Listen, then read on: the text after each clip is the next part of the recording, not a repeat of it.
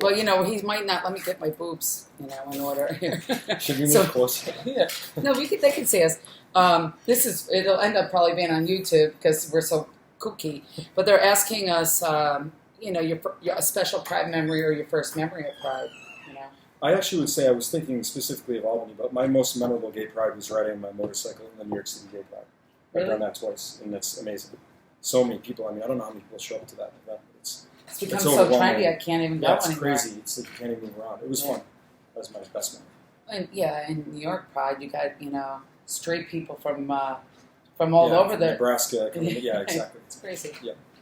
I just remember showing up and seeing millions of people in rainbow, wearing rainbow flags, and it seeming like such a celebration. But it always felt to me so subculture-ish that to see a big park have a party with so many people that are either proud to be gay or supportive of gay people, I thought was amazing. Okay. My first Pride, it's because I'm so much older than you, was I felt protective of the gay men, and I'm getting emotional thinking about it. Because it was at a time where we were scared. So my entire staff of women, when I was at Justin's, we went to Pride together to feel like we wanted to support Pride together as a group. Yeah. And we had a good time, but there was very few people. It was only a couple blocks, and very few straight people were there. Yeah. And over time, I'm really proud of the fact that now we have families and when did it seem like for you that it took that turn from it being something that wasn't that supportive to it now being something that feels very supportive? I only think it took a few years. Yeah, I feel like it was when the internet kind of started to get its momentum and everybody had a laptop and everybody was on the internet. It felt like that's when it became more acceptable. Did you notice any change in the allied community during Pride? I've noticed a change in the allied community, meaning people that support gay causes, right? Right. I just feel like I don't know anybody that's not for it. I literally don't know anybody who's not for the gay cause. Really? Maybe because I wouldn't hang out. I'm saying publicly, of course I do, but in my own private world, I'm not friends with anybody who wouldn't be for it. But I remember back in the day when I was 20, 19, 20, having friends from high school or college that were really outspoken about gay rights being bad. That just gays are perverse or whatever they would call it at the time. Now it just feels like there's such an overwhelming support of gay rights that I don't really know anybody who's against it. Well, that's good. Do you feel like you know a lot of people? I feel that, me coming downtown has kind of traumatized so many people. And that, I made them all watch College Humor Gays. We Will Steal Your Girlfriends. I made them all come in for meetings, Yeah. I feel that through experiences, people change. And I think that, through that video, I think it made people think about it. Why? What is the big deal? Why? What are they going to do to me? You know what I mean? Yeah. And I think that... I just think the more people that have came out, the more people that are personally affected by their own family members or friends. Exactly. They now have a cousin who's out who they love and they support. It's just it's almost like a numbers game. You just end up knowing so many more people than were allowed to be out, in the 70s and 60s. And I also think part of it is been something that my brother and a lot of gay men have said, that in the media they've only pushed stereotypes in people's faces, where now people are just gay and they are who they are. Yeah, true. And I think that in the media we've always had stereotypes. Yeah. And I've heard so many gay men get really upset about that, and that's why they don't go to Pride and whatever. But I think that now somebody knows. In every circle there's a. Me. I used to say there was a gay man in every office. Yeah, that's the only thing I dislike about the media still with gay pride is that they tend to show on the cover of New York Post the guys and the chaps and you know what I mean, the craziest of outfits as sort of the photo to represent the gay pride. And that's always bothered me a little bit. Tweets their own, it's fun, but they were the only people that were attending back then. You know what I mean? Sure. The exhibitionists and stuff. But now you got political people that have gay men as their right-hand man, so that's why the policies are changing, and they're out of the closet. They can be who they want to be. Yeah. Do we still need to celebrate Pride? Yes, of course. I think we should celebrate anything that means something to us, and I'm just going to use the word you plugged give really in. Good answers. Well, I feel like we should be plugged in. Exactly I've been saying this to you since you were 24. Yeah, you're exactly right. And I feel like I need to replug back into the community, and that's something that I'm working on. Yeah. But I think it's also to keep in mind that we may live in a liberal state, but there's a lot of people that live in, Alabama, for example, where it's not so accepted. They're getting killed. Yeah, exactly. They're still being treated very poorly. So I think it's important to keep the message going until it feels like it's received everywhere, like it's received, here in New York State. Well, I mean, I have people that are part of the Conservative Party who are dropping their kids off down at Pride, and I've done we've done the bar there for how long, and and the reason that I've always liked Jerry Jennings and some of our political people, and you know this to be true, they've always attended the event, and when the Lark Tavern or McGarry's, we've always gone in as a group and ran Gay Pride, and it was just normal to them that all these straight women would be running, or a straight bar would be running, the bar for the gay bar, and and I like the fact that in our community, it was no big deal. Nobody thought anything of that. Yeah, exactly. They thought a little bit of it when I came down here, and they didn't understand it. But I think we've trained them all to come around to that. Yeah, I think people love it. Yeah. Special message to the attendees. I guess a special. I would just say, don't give up on the fight. Like I said, until it's accepted, like everywhere in the world. Even if the the Supreme Court ends up deciding that gay marriage is now legal in the entire country.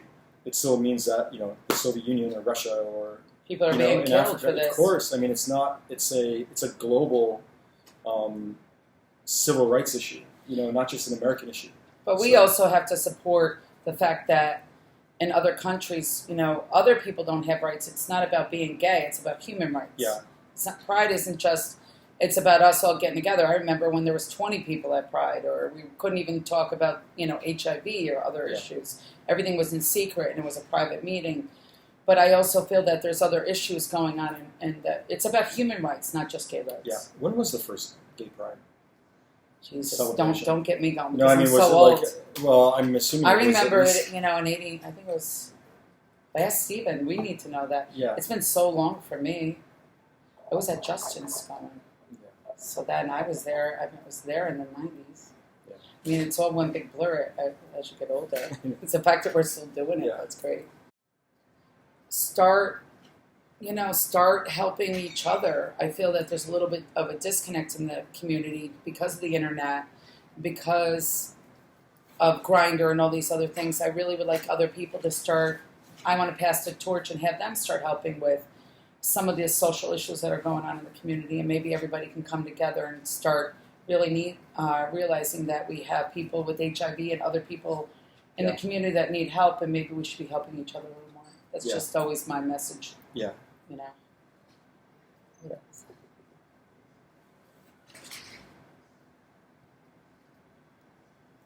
Well, I also wanted to talk about, how, a lot of the public officials have always been supportive of Pride. Yeah, Albany's always been supportive of Pride. Yeah. And helped out. Yeah. And even the police department, and they've always said that it's the easiest event. And Jerry Jennings signed something, I think, in 1994, so gay couples can get each other's insurance. And I think that people have forgotten that several, like Neil Breslin has always helped me with some of the issues in Albany, and that we've always had a community of support when other towns haven't. Right. I feel like we live in a bubble where we take it for granted the support that we've always gotten here from politicians. Right. I mean, I've never felt in any way, slighted against or discriminated against or not given equal opportunities or anything because of being gay. It's been a wonderful place to live and have businesses. And, and they're supportive. What do you think of the transgender movement? I think it's great. Yeah. Me, of course, me, I've always wanted it, but I don't want it to become something, I like the fact that Bruce Jenner came out, but I also want to talk about, and I think it's going to be great for some of the issues that bother me, like a lot of these young kids are being bullied and they're killing themselves over it, which is why we do Pride every year, and we raise money for the community center. But we need to also support some of the younger kids that are coming through, and I think we have a moral obligation. Not everyone has that support. Has the public support that a Kardashian Jenner has. Or the money to get really good breast implants, because I don't. That hair, beautiful. But I mean, just the fact that you can see somebody on the cover of Vanity Fair, or like over in Cox, just of course, it's just great. It just shows that you can do anything. We should do this weekly. We could do I need a martini the next Yeah, me too. Does Pride have any resonance in the local small? Does Pride have any resonance in the local small business community. What does resonance mean in this? Is pride of any resonance? Resonance in the local small business community. Does that mean, is it important? Is it? Yeah. I mean, well, you certainly have. I mean, I feel like you were one of the first business owners or business leaders to really outwardly support gay people and it never being an issue. To go into your bars, it's always been sort of like, yeah, come on in here. It's what we accept. Well, it's reverse everybody. discrimination. That the senators had to wait for a table if the gay men were there. I mean, Right. and I got away with it, which is the most amazing part. Yeah. You know what? But I remember yeah. when I first came out, thinking that people would stop eating my burritos if they knew that I was gay. That was a very legit concern. Not so much that I cared what they thought of me personally, but I didn't want it to affect the business in any way. That's It proved not to be the case, and I found that if you sort of like go at it by like putting gay pride ads and really making it something that you are supporting and proud of, then you get less kind of rejection than if you start kind of like. Well, you also didn't cowardly surround hyphen it. yourself by just gay people. You've always welcomed the younger generation, and you've always welcomed diversity around you. Oh, well, I think that's helped the burrito place too, because you're like welcoming to everybody. Yeah, but I and was concerned that being there's gay. some customer that lives in, I don't know, Vermont, for example, that may not want to come back to Bombers because they found out that the owner was gay. And there's a lot of people that, despite how... Well, my attitude. Get the fuck out. No, you know what I mean? We don't want your money. I know, yeah. And one negative person can contaminate the whole place. And then if he's going to treat you that way, they're going to talk to your staff that way. That's true. Yeah. So, and I've actually had guys, when I was managing Justin's, Party of Six that was talking about ALIF, or we had other issues of the way they were treating our customers, and I would tell them to get out. Yeah. That one negative awesome. table can ruin it, and it's I stood behind that, and I'm thankful that we've had so many of my customers kind of liked being around the diversity. So I drew customers that didn't want to be around just straight people, and we had more fun. Yeah.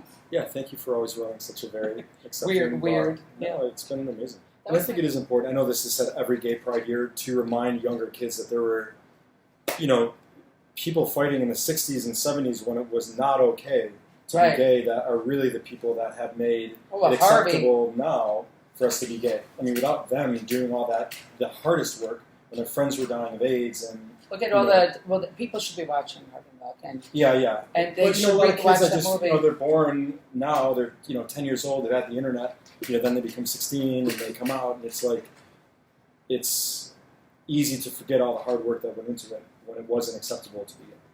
Yes, and that's my other issue is people are forgetting, and people in our community that have been through it don't want to remember it.